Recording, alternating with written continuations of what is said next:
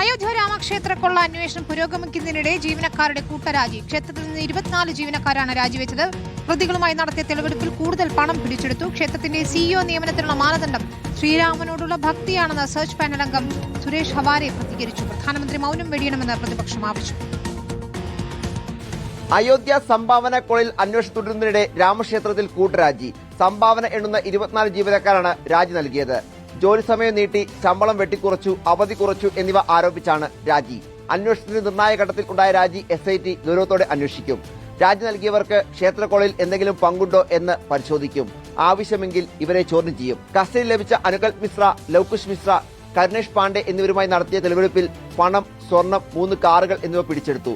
പ്രതികളുടെ പരിചയക്കാരുടെയും ബന്ധുക്കളുടെയും ബാങ്ക് അക്കൗണ്ടുകൾ മരവിപ്പിച്ചു.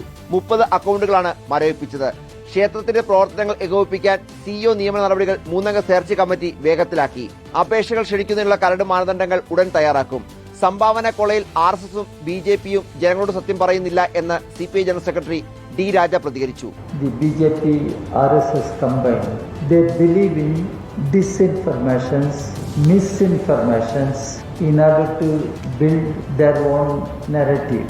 പ്രധാനമന്ത്രി മൗനം വെടിയണമെന്ന് ആവശ്യപ്പെട്ട് കോൺഗ്രസിന്റെ പ്രധാന നേതാക്കൾ രാജ്യവ്യാപകമായി വാർത്താ സമ്മേളനം നടത്തി. റിപ്പോർട്ടർ, ദില്ലി.